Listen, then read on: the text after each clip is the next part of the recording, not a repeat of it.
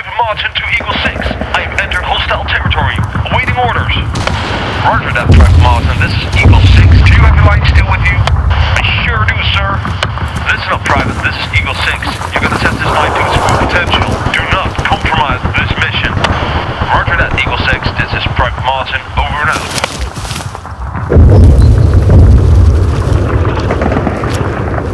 Good luck, Private. You are weapons free.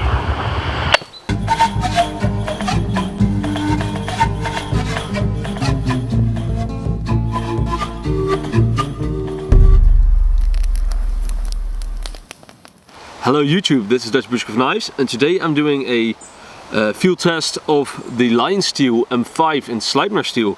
And as you might have noticed already, I've gone for completely military style this time.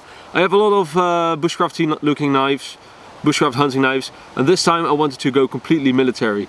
So I opted for the G10 handles, for the G10 scales. As you can see, very robust material, excellent for military purposes or survival purposes. Mine comes in mine has a black coating on it. Looks like a very sturdy coating. This one, the one with the coating, comes with this sheath, a MOLLE-compatible nylon sheath with a inner plastic sheath. And you can carry this sheath both horizontal and vertical, so that's really nice in my opinion. And you can also attach it to a backpack or whatever is MOLLE-compatible. You can also get this knife in wooden handles. You can check out knivesandtools.com to see all the variations you have in the handle material, and you can check out which ones come with a leather sheath and which one comes without a leather sheath. You can also get the blade without the coating, so it's really versatile. So I've chosen for the most robust combination of this knife, and now I want to see what it's all about. So let's get to the testing right now.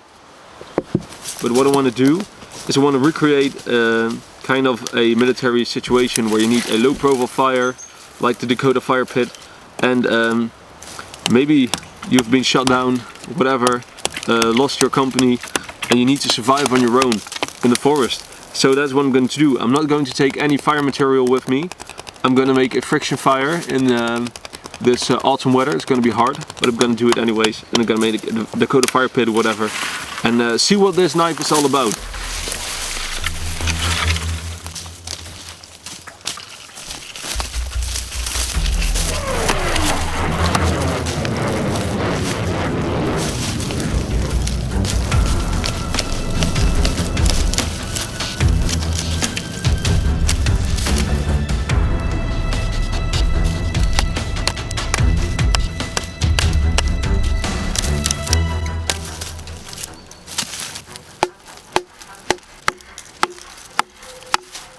Alright people, behind me is my camp. I got overnight there in this hostile territory, and it's gonna be cold tonight, so what I need is a fire.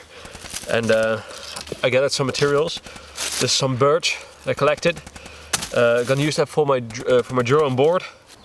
This is a thea in Latin, a flexible kind of wood, and I'm gonna thin this a bit down, and this is gonna be my bow. So let's do this.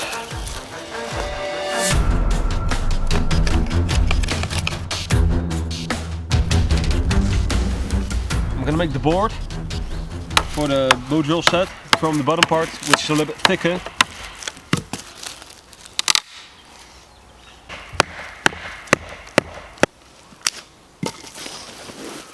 So this is gonna be my board, and with my lip I can feel that this is a bit moist, and that's pretty disappointing, but we're gonna try anyway.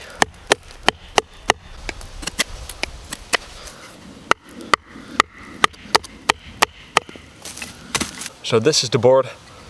I'm gonna place it like this, flat underground. This doesn't matter. This is gonna be where my spindle is going to turn in. I'm gonna put this in my pocket to dry it out a little bit more, and continue creating the skit.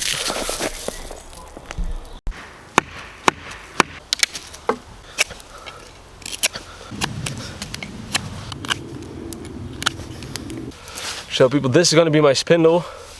It isn't that big, but it's just large enough for this small fireboard. So this will be my fire kit. I'm gonna keep both of these in my pocket to dry them out. Alright, so like every soldier, of course, you have paracord with you. Otherwise, you're anyways.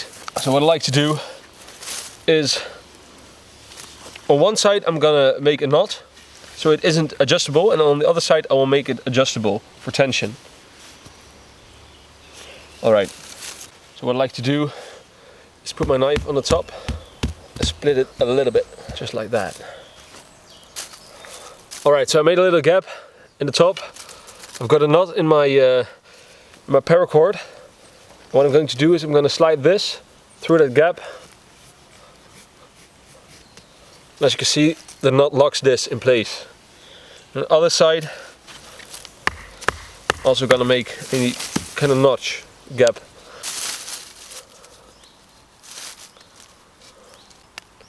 So as you can see, I have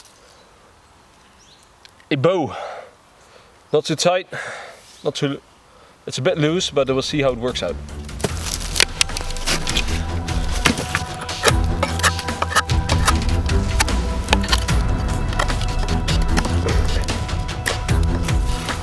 This should do the trick.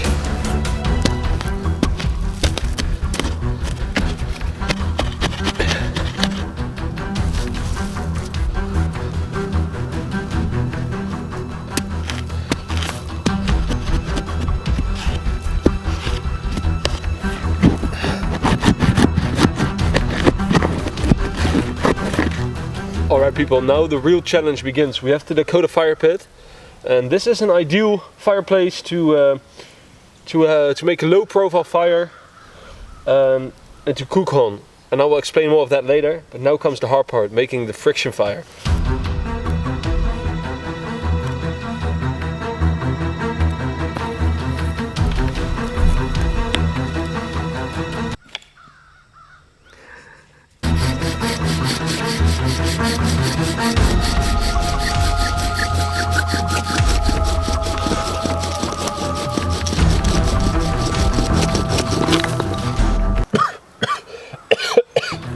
Alright, we got a call.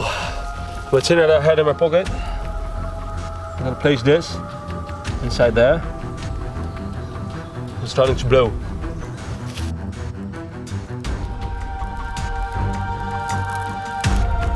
There we have it, fire. Alright, put some little twigs on top of there. Ground is still moist, so it's having a hard time burning. Just give it some time. At first it will smoke a little, and this is the critical time. You don't want to be exposed. But as you can see, the smoke has already disappeared. It's now sucking in oxygen from the other hole. Alright people, I had a wonderful day using my Lionsteel M5, making this Dakota fire pit and this friction fire. And yeah, the Dakota fire pit is an excellent way to make a low profile fire, because the flames are actually submerged into the ground a bit, so there's less visible flame. And it has one hole to suck in the oxygen, so it's a very efficient way of making fire, and it's an excellent fire to cook on. Alright people, I'm gonna enjoy this fire.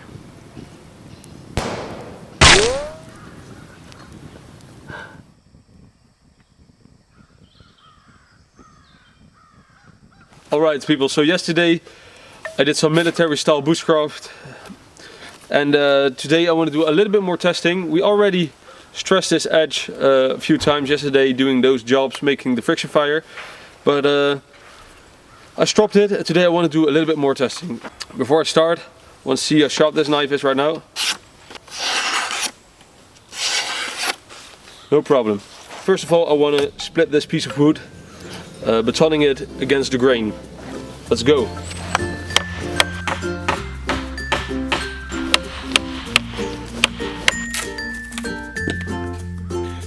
Look at that. Almost cut completely through it. Very nice. Alright, so let's split some of this oak wood. And this fist thickness is the ideal size for this knife. No problem. And it has a very sharp edge and a very thin edge, so it really cuts. It doesn't really split the wood, but it slices right through it.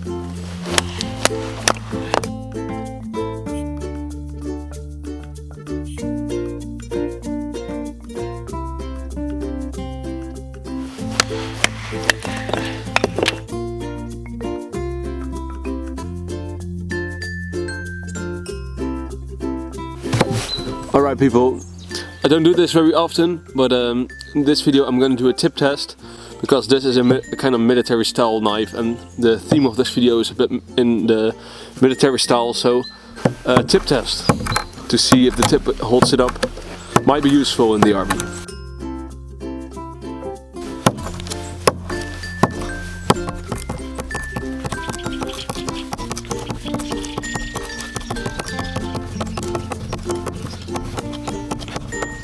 Alright people, how's this for a tip test? Look how deep this is.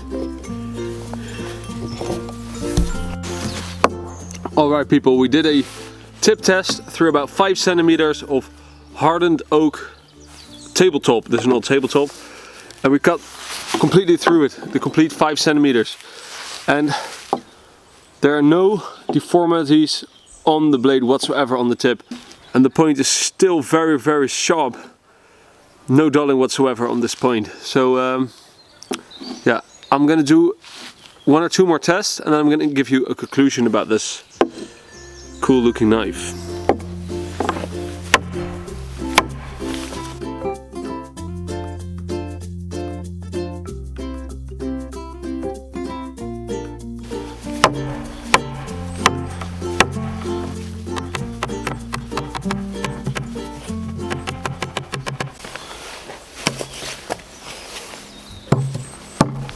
Alright, so let's make a feather stick using one of these logs that I just batoned.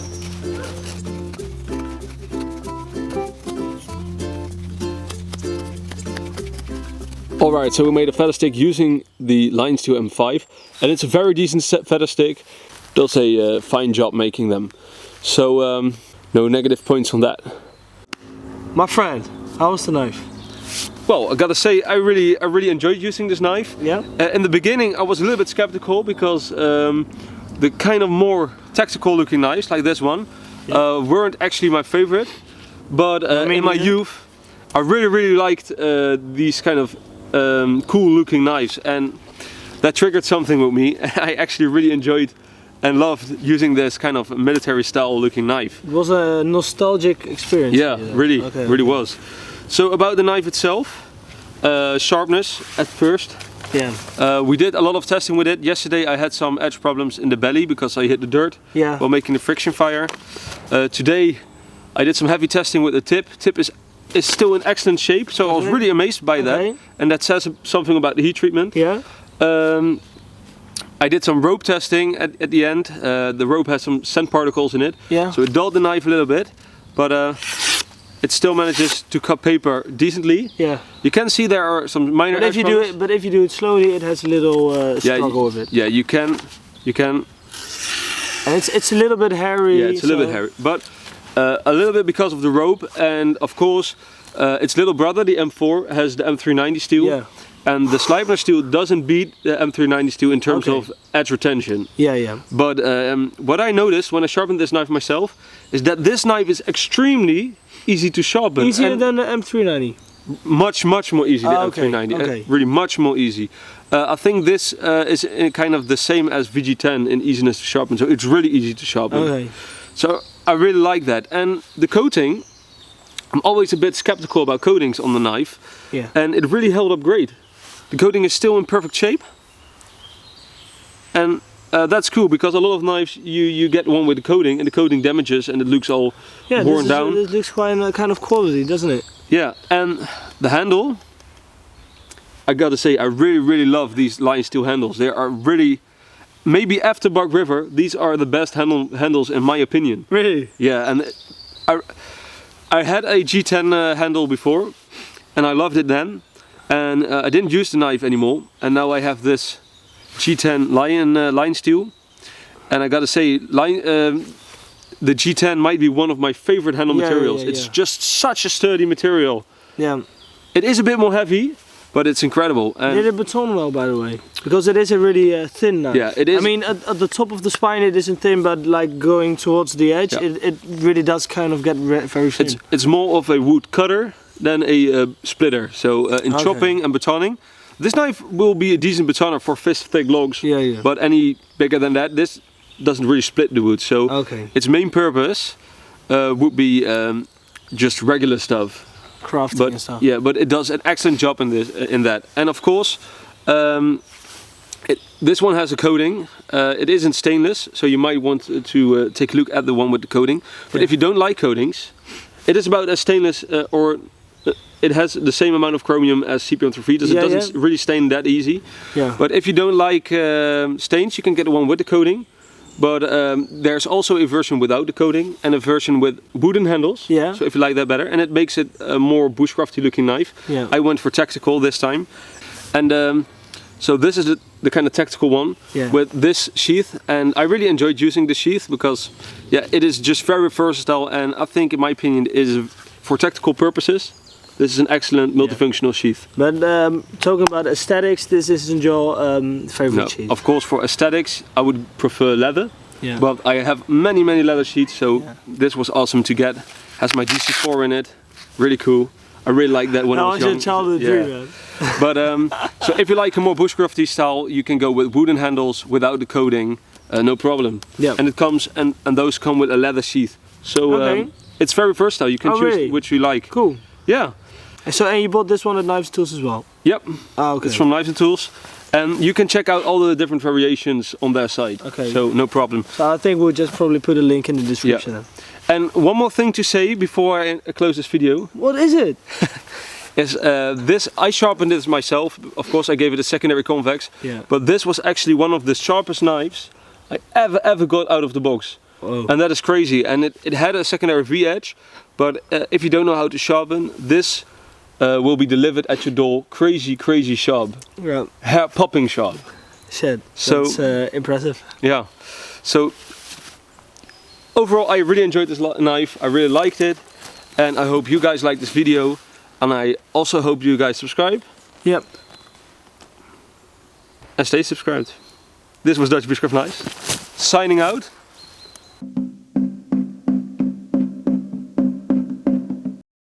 This is your commanding officer, General Martin, and I hereby order you to subscribe to this channel.